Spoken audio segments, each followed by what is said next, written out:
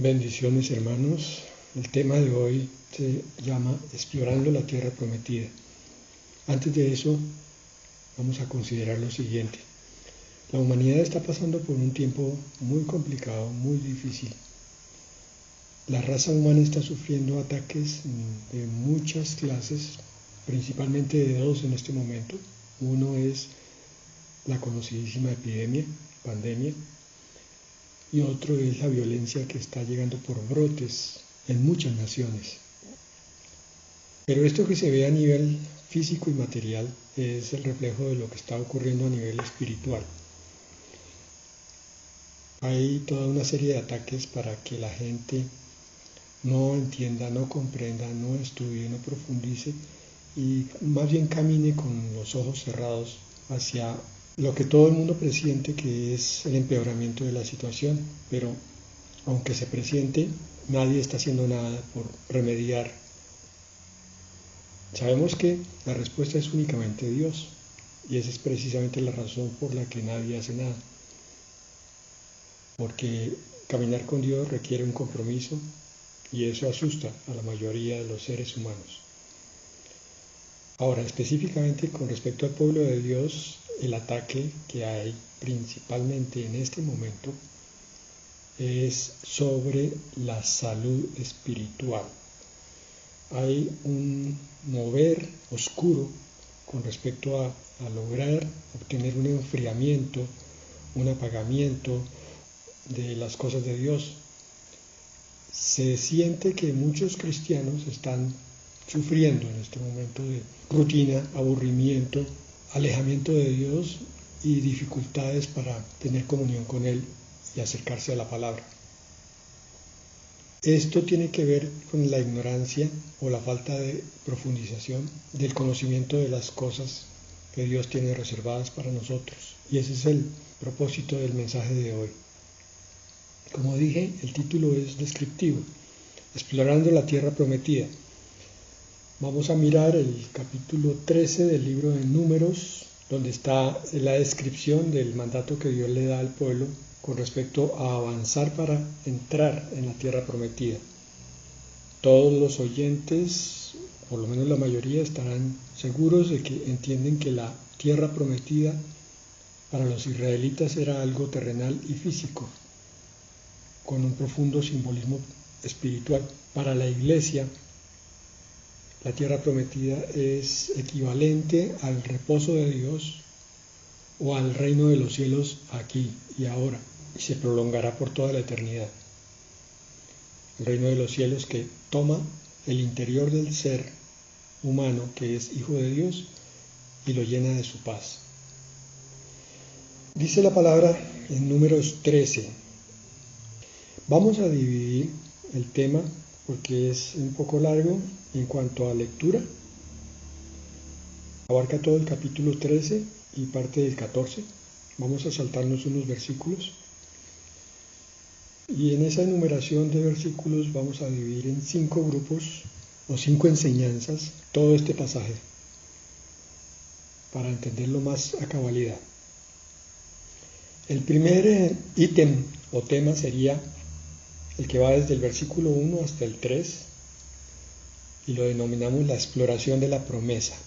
Dice así, Números 13:1. El Señor habló con Moisés y le dijo: envía algunos hombres para que exploren la tierra de Canaán, la cual voy a dar a los hijos de Israel. De cada tribu de sus antepasados enviarán uno de sus hombres más importantes. Versículo 3. Desde el desierto de Parán, Moisés envió a todos aquellos hombres conforme a la palabra del Señor. Todos ellos eran gente de importancia entre los hijos de Israel. Bueno, entonces analicemos estos versículos que están aquí para introducirnos en el tema. En el versículo 2, el Señor le da la orden a Moisés de que envíe hombres para explorar la tierra de Canaán, la tierra prometida, la cual, dice el Señor, había prometido a los hijos de Israel. Estamos nosotros no solamente estudiando la historia del pueblo judío, sino comprendiendo nuestra propia historia o avance en estos tiempos. Lo que para los israelitas era la exploración de Canaán, para nosotros como iglesia es el estudiar la promesa de Dios. Meternos de cabeza dentro de la promesa, pero primero hay que estudiarla. Vayan, miren lo que yo les voy a dar. Siéntense, abran su Biblia y escudriñen lo que yo les voy a dar, iglesia. Esta promesa de 13:2 de Números equivale a estudiar la Escritura y las promesas sobre el reino de Dios o el reposo de Dios. Si no estudiamos, es como si no saliéramos a explorar qué es lo que el Señor nos quiere dar. Podemos ser hijos de Dios y andar un poco a ciegas en medio de todo, porque el Señor es claro en su palabra cuando dice que mi pueblo se pierde porque le faltó conocimiento.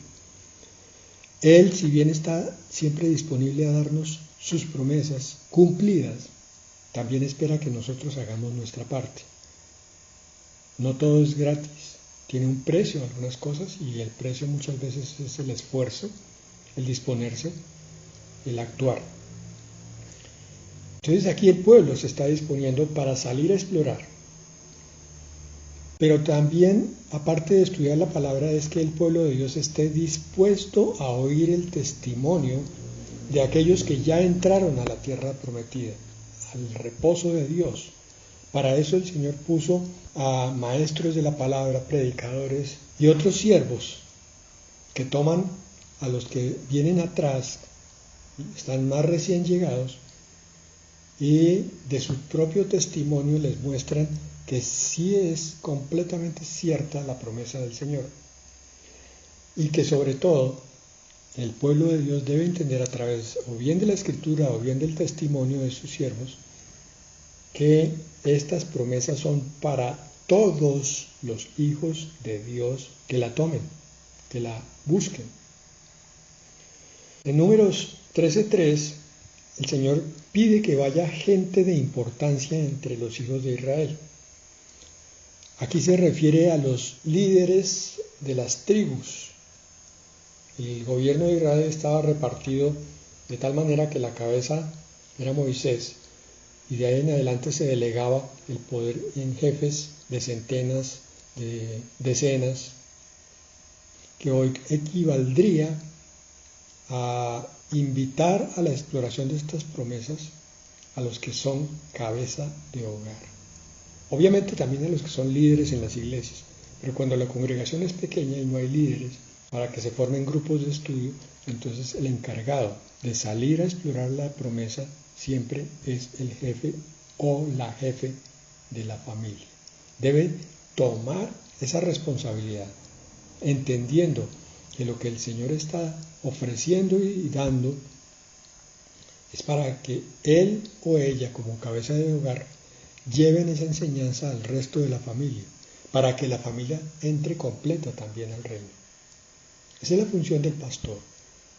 El pastor solamente lo que hace es transmitir lo que Dios ha dado a un grupo pequeño, grande o mediano. Y es el mismo trabajo que tienen los cabezas de familias que son pastores de sus familias. Ellos son los que tienen la responsabilidad de la madurez y del crecimiento de esta familia. Así que es cuestión de entender que nosotros no estamos oyendo un sermón porque sí, sino que la enseñanza primero es para que descubramos los tesoros que Dios nos tiene prometidos, y segundo, para que obrando en ellos llevemos bendición a nuestras vidas y a las vidas de los nuestros. El segundo ítem arranca de un punto. El Señor ofreció una promesa. Entonces, ¿qué es lo que hay que averiguar sobre esa promesa? ¿Cuáles son los puntos que hay que descubrir? En Números 13, del 17 al 20, nos dice lo siguiente. Al enviarlos a explorar la tierra de Canaán, Moisés les dijo: vayan de aquí al Negev, suban al monte y observen cómo es la tierra, y si el pueblo que la habita es fuerte o débil, y si son pocos o muchos. Fíjense si la tierra habitada es buena o mala, y en cómo son las ciudades habitadas, si son campamentos o plazas fortificadas. Fíjense si el terreno es fértil o estéril, y si hay árboles o no. Ármense de valor y traigan algunos frutos del país. Era entonces el tiempo de las primeras uvas. Bien, ¿qué hay que averiguar? Pues lo primero que tendremos que tener claro es que la tierra prometida tiene muchísimas bendiciones. Abrir la palabra de Dios no es un episodio rutinario en la vida del cristiano que se sienta a leer un poco de frases que a veces ni siquiera tienen sentido. El cristiano entendido abre su escritura sabiendo que va a encontrar algo abundantísimo y poderoso que viene del corazón de Dios como promesa, y por tanto se pone en espíritu explorador para su propia vida y para la de los demás.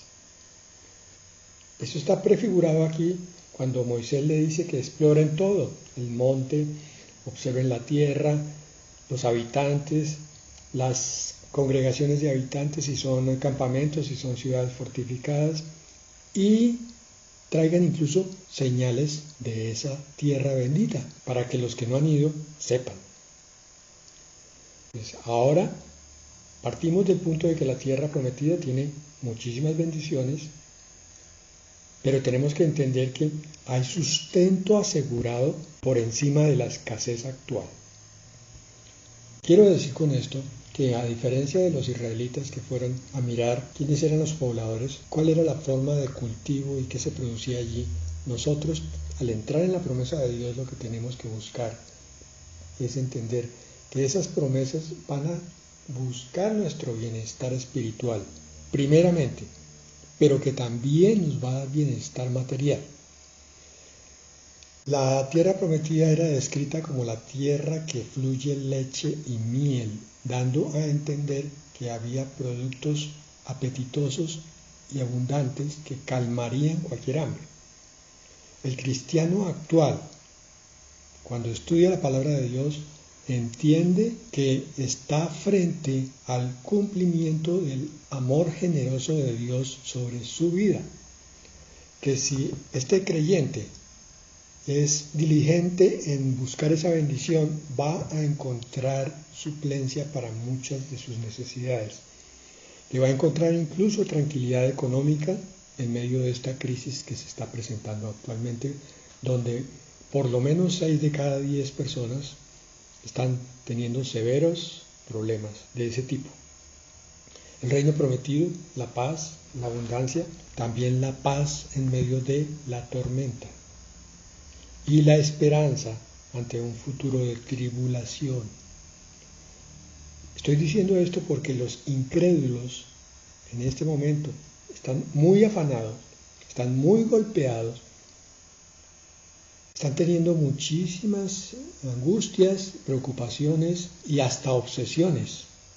Hay cosas de salud, hay cosas de pérdidas económicas o de pérdidas familiares que se están volviendo una carga impresionante para muchas familias. El creyente está llamado a salir de eso y a entender que es todo lo contrario, que no importa qué tan duro ruja la tempestad afuera, el creyente que está bajo la sombra de Dios está cubierto por la sombra del Omnipotente, por las alas protectoras. Y eso significa que todas las necesidades pueden ser suplidas de parte de Él. Pero principalmente es el crecimiento espiritual. Entrar en la tierra prometida es toda la paz que necesitamos, la esperanza, la fortaleza, la comunión, el crecimiento, la madurez. Eso es lo que hay que averiguar en la Escritura, a través del oír la palabra de Dios. El tercer punto, a partir de números 13-21 hasta el 25, sería entendiendo lo que se explora. ¿Sí? Estamos recibiendo un llamado a explorar las promesas. Ahora vamos a empezar a entender. Dice números 13-21, y ellos fueron y exploraron el terreno desde el desierto de Sin hasta Rehob, entrando en Yamat. Luego se dirigieron al Negev y entraron hasta Hebrón, que es donde vivían Ahimán, Sesai y Talmai, los hijos de Anac. Hebrón había sido edificada 7 años antes de Zoán en Egipto. Aquí hago una claridad. Anac va a ser citado más adelante como la tribu de los gigantes, junto con otras. Esto es importante que lo tengamos en cuenta, porque dice la palabra también más adelante que había gigantes en aquella época. Esto tiene que ver con los hallazgos arqueológicos que no se han masificado, porque una de las razones que hemos entendido por la que no se ha vuelto noticia mundial el descubrimiento de esqueletos de gigantes es porque eso desbarata inmediatamente la teoría de la evolución, y a la sociedad y al diablo no le conviene que caiga esa teoría. Por tanto, mantienen oculto estos descubrimientos de gigantes, pero eso es real. La palabra, la primera vez que los nombra, lo hace en Génesis capítulo 6, antes del diluvio. Y después se cita en varias partes: David tuvo encuentros con gigantes. Goliat era uno de esos. Y estamos hablando allí de gigantes no tan grandes. Algunos de ellos medían casi 3 metros, pero hubo gigantes todavía mayores en estatura.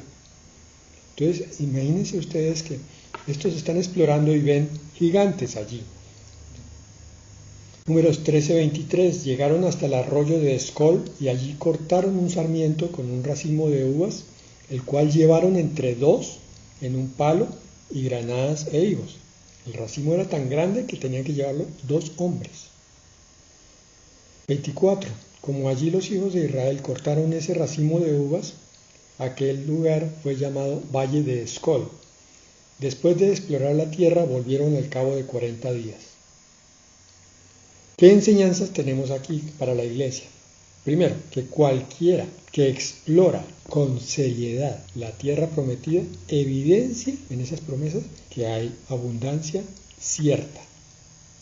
Va a encontrar abundancia de muchas cosas de parte de Dios. Insisto, no solamente espirituales.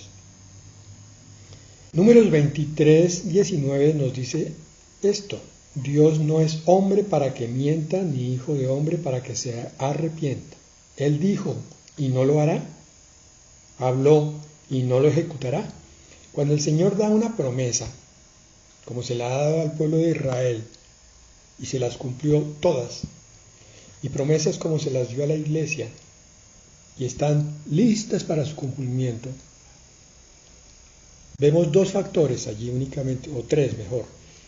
La promesa que está en medio de uno que la dio, y la palabra lo describe como que no es hombre para que mienta, y que si él dice no lo hará.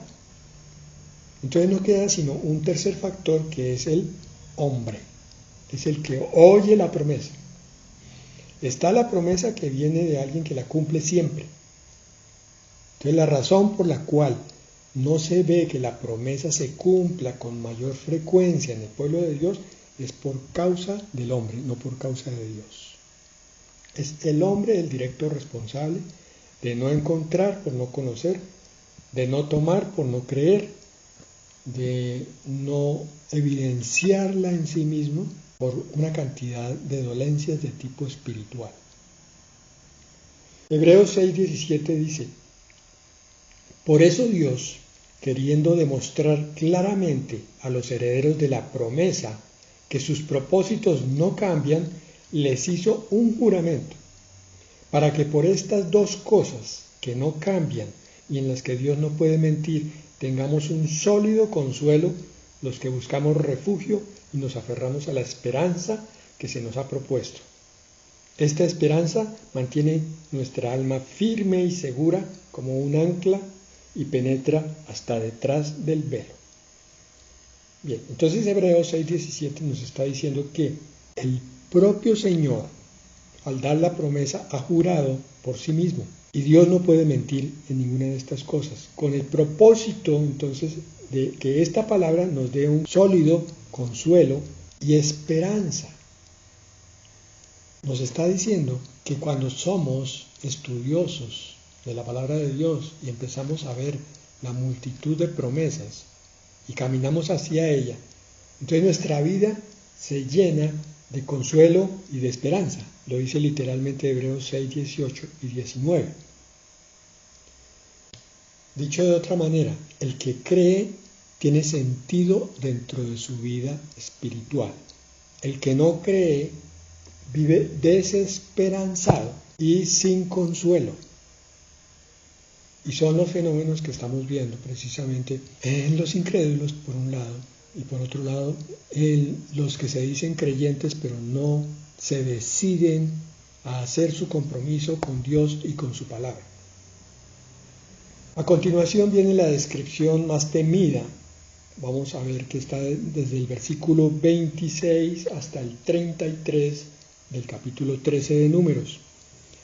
Aquí en estos versículos se nos describen los incrédulos de siempre, que andan por vista. Pero no nos desanimemos, que después nos va a hablar de los que sí creen. Números 13, 26. Al volver a Cades, en el desierto de Parán, se presentaron ante Moisés y Aarón y toda la congregación de los hijos de Israel, y les dieron la información y les mostraron los frutos de la tierra. Estos son los exploradores. También les dijeron: nosotros llegamos a la tierra a la cual nos enviaste. Esta ciertamente fluye leche y miel, y aquí tienes sus frutos. Estos exploradores, o espías como lo llaman en otras versiones, traían pruebas de la tierra prometida.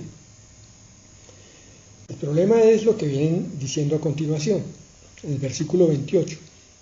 Pero la gente que habita esa tierra es fuerte y las ciudades son muy grandes y fortificadas. Además, allá vimos a los hijos de Anac. Ya les dije, eran gigantes. Versículo 29. Los amalecitas habitan en el Negev, los hititas, jebuseos y amorreos habitan en el monte, y los cananeos habitan junto al mar en la ribera del Jordán. Caleb pidió al pueblo que se callara delante de Moisés y dijo: subamos pues y tomemos posesión de esta tierra, porque nosotros podemos más que ellos. Caleb estaba tratando de motivar al pueblo para que creyeran lo que Dios decía. Versículos 31.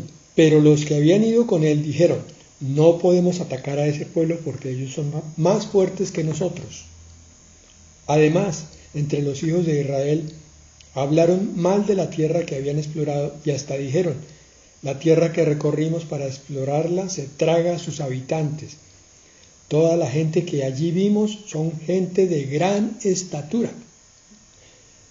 Allí vimos también gigantes, son los hijos de Anac, esa raza de gigantes.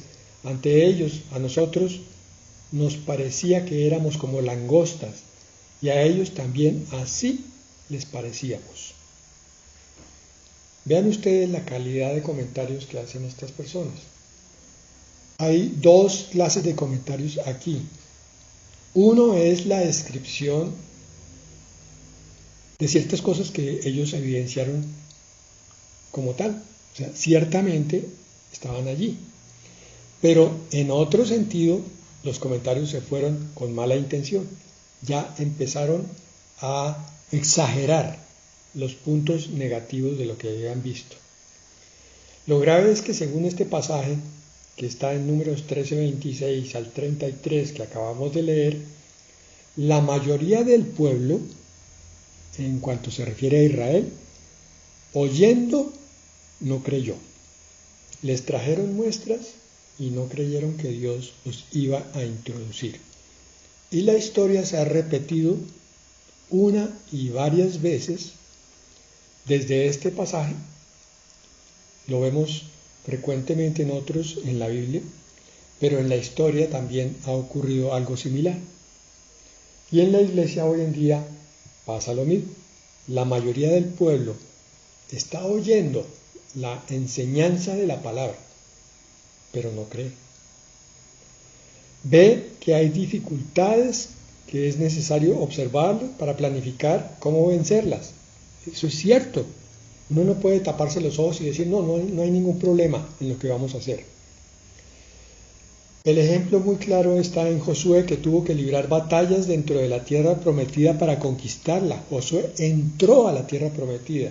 El Señor no le dijo que no iba a haber ninguna dificultad. Es más, Josué 12:24 nos dice cuántas batallas tuvo que librar Josué. Dice allí, Josué 12:24, el rey de Tirsa, otro. Está enumerando uno por uno todas las batallas que Josué desarrolló, y dice aquí, para terminar ese versículo, 31 reyes por todos. ¿Entendimos? Fueron 31 batallas. No fueron 3, no fueron 10. 31 batallas, fueron muchísimas. Pero en todas vencieron excepto en una.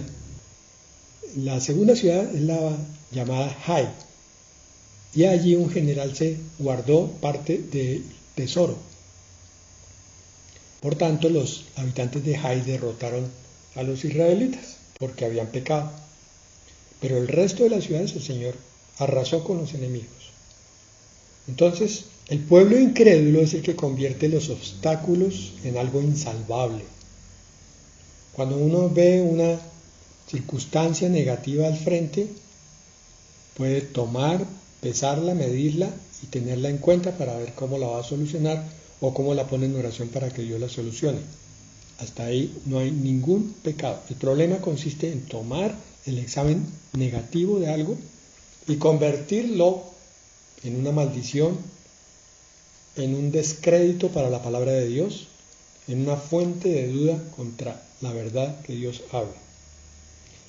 Hebreos 13:7 dice, ¿y con quiénes estuvo él disgustado 40 años? ¿No fue con los que pecaron, cuyos cuerpos cayeron en el desierto? Aquí está refiriendo lo que ocurrió con este pueblo. Más adelante, en el libro de Números se describe que estos que dudaron para entrar en la tierra prometida, después quedaron en el desierto por 40 años, cuando no era el plan de Dios. Hebreos 3:18 dice, ¿y a quiénes juró que no entrarían en su reposo, en su tierra prometida, sino a aquellos que desobedecieron? Hebreos 3:19, y vemos que no pudieron entrar a causa de incredulidad. Mire, no es la visión de la realidad de las cosas lo que mata al espíritu, es la intención con que se miren las dificultades. Construir una iglesia, predicar una palabra, ministrar a un incrédulo o incluso a alguien que cree pero que no quiere abandonar sus argumentos, todo tiene dificultad. El punto está en que si un ministro de Dios ve la dificultad y no hace nada, ahí está pecando porque está dudando de Dios. Pero el ministro debe mirar la dificultad y entonces, Señor, ayúdame con este siervo tuyo, Padre, que tiene algo allí que no le permite creer en ti. Derriba, Señor, toda esa resistencia hacia ti. Señor, la iglesia, Padre, te pedimos por ella. Mira los ataques que está sufriendo, Señor. Mira que se están empezando a desperdigar tus hijos. Padre, toca con tu espíritu el corazón de ellos para que no abandonen tu camino, Señor. Sobre las dificultades es que tenemos que orar. No se trata de no mirarlas, se trata de verlas, pero con los ojos con que Dios las ve. Para Él no hay nada imposible. Y el último apartado es el contraste con estos que dudaron. Son los que andan por fe, el quinto apartado. Está en Números 14, desde el versículo 6 hasta el 9. Ya vimos la actitud negativa de los que dudaban. Siempre habían dudado. Esto no era la primera vez. Se habían rebelado repetidas veces contra lo que decía el Señor y lo que decía también Moisés de parte del Señor. No le creían, no le obedecían. En su corazón siempre había esa rebelión. La gran mayoría del pueblo de Israel no permitió que su corazón se postrara delante de Dios humildemente. Estaban llenos de toda rebeldía, de toda soberbia, de todo argumento.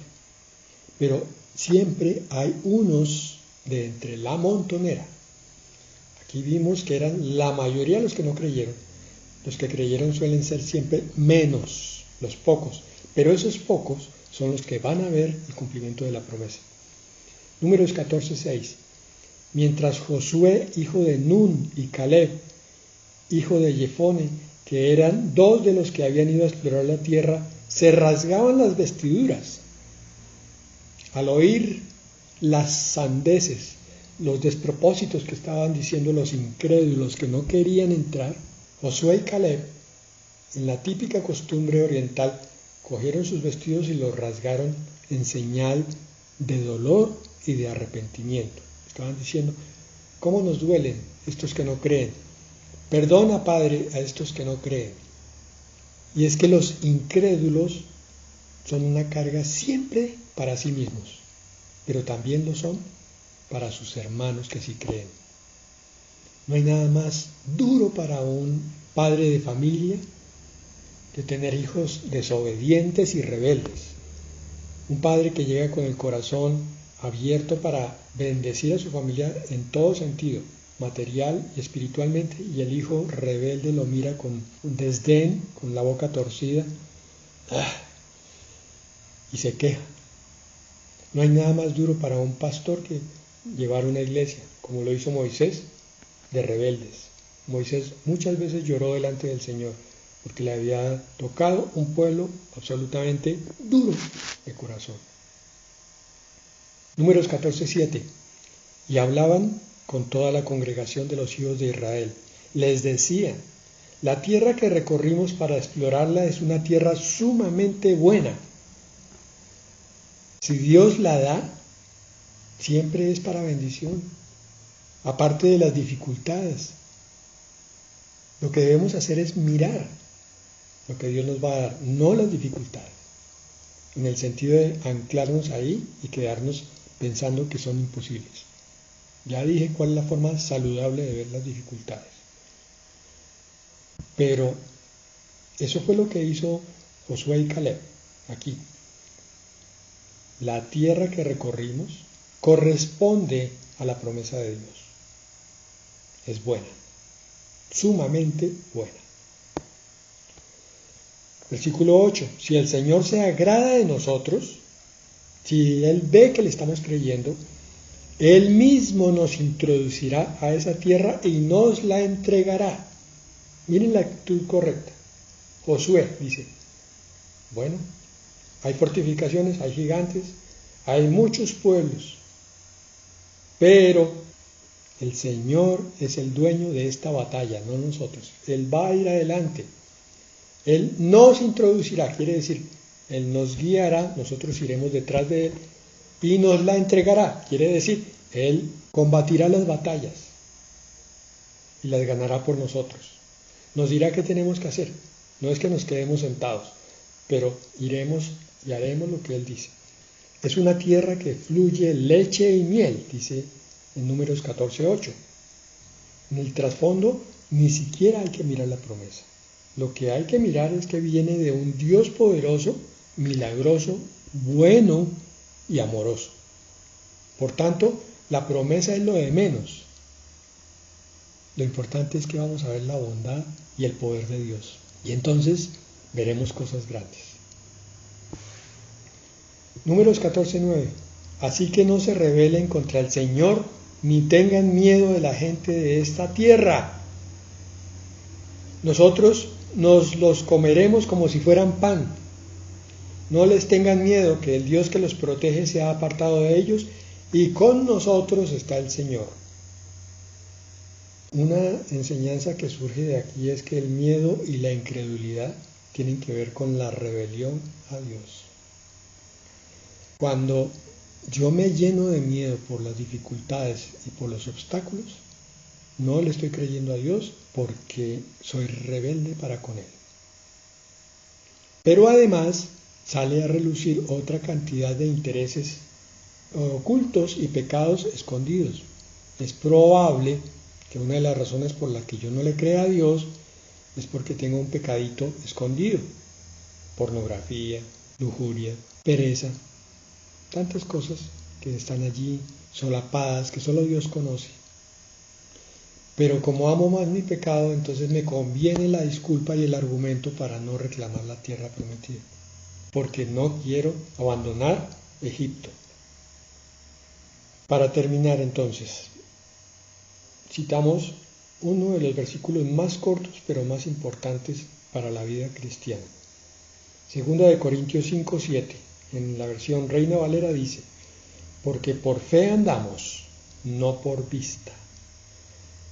Y en la Nueva Traducción Viviente dice, pues vivimos por la fe y no por lo que vemos. Amén y amén. Ese es el punto, mis hermanos. Aquí tenemos dos grandes grupos. La gran montonera del pueblo de Israel, no sé cuántos millones había ahí, decidieron andar por vista porque en su corazón había muchas cosas guardadas. Pero solamente unos pocos le creyeron a Dios y estos decidieron andar por fe. La fe en muchos aspectos es una decisión. Cuando viene el momento crítico, donde se ve si la palabra de Dios está al frente y es una promesa, yo tengo ahí en ese momento en mi interior un caos, donde dice, ¿qué prima en mí, la razón o el espíritu? La razón me puede decir que es ilógico, es absurdo, que voy a entrar a un sitio de muchas amenazas, que voy a quedar en ridículo y en vergüenza. Sí, si yo decido creer la razón, es porque estoy andando en la carne, estoy andando en sensualidades y estoy andando en los intereses de este mundo. Pero si empiezo a mirar con el espíritu, voy a ver lo que tengo adelante y a entenderlo como algo que proviene del corazón bueno y generoso de Dios y que por tanto Él quiere como papá no solamente dármela, sino cuidar de que yo la reciba. Y por eso me va a conducir y va a quitar todos los obstáculos del camino. Pero para eso se requiere que yo esté andando en el Espíritu, mirando con los ojos de Dios, viendo la promesa y no viendo las cosas de la tierra. Hermano, esta es la invitación. En estos tiempos difíciles, ten en cuenta que muchos están escogiendo mirar las cosas con la carne, con la razón, con la mente, y están cayendo. Nos duele el corazón ver a hermanos que se han apartado, hermanos que se han enfriado, hermanos que han endurecido su corazón, hermanos que alegando una y varias razones se han apartado de creer en la promesa de Dios.